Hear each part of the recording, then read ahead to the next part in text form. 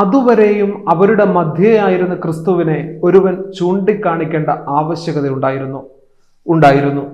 അതിനുള്ള കാരണമായി ഹാസ ആഴ്ചയിലെ രാത്രി നമസ്കാരത്തിൽ പാട്ടുകാരൻ ഇങ്ങനെ പാടുന്നു: ശിഷ്യന്മാരും ഗുരുവും സമരായി കാണപ്പെട്ടു, ചൂണ്ടി കാട്ടാനതിനാൽ ദ്രവ്യം ചതിയന്നേകി,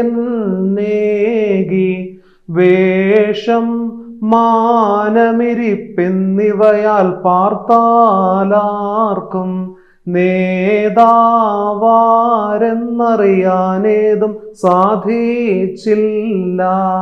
അവരുടെ വേഷവും മാനവും ഇരുപ്പുമെല്ലാം ഒരുപോലെയായിരുന്നു. ശിഷ്യൻ ഗുരുവിനോട് സമനായി കാണപ്പെട്ടു. അതുതന്നെയാണ് വിശുദ്ധ ലൂക്കോസ് 6:40 പറയുന്നത്. ശിഷ്യൻ ഗുരുവിനേക്കാൾ വലിയവനല്ല, എന്നാൽ എല്ലാം പഠിച്ചു കഴിയുമ്പോൾ ശിഷ്യൻ ഗുരുവിനെ പോലെയാകും. ഇതിനുള്ള അധിക തെളിവായി നമുക്ക് പറയാൻ സാധിക്കുന്നത് പത്രോസ് ഗുരുവിനെ തള്ളിപ്പറയുന്ന സംഭവമാണ്.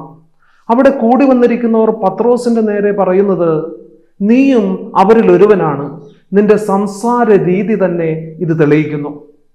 ക്രിസ്തീയ വിദ്യാഭ്യാസത്തിന്റെ പൂർണ്ണതയും ഇത് തന്നെയാണ്. വേഷത്തിലും മാനത്തിലും ഇരുപ്പിലും സംസാര രീതിയിലും ക്രിസ്തുവായി മാറുക. By looking a seminarian or a priest, everyone should say another Christ.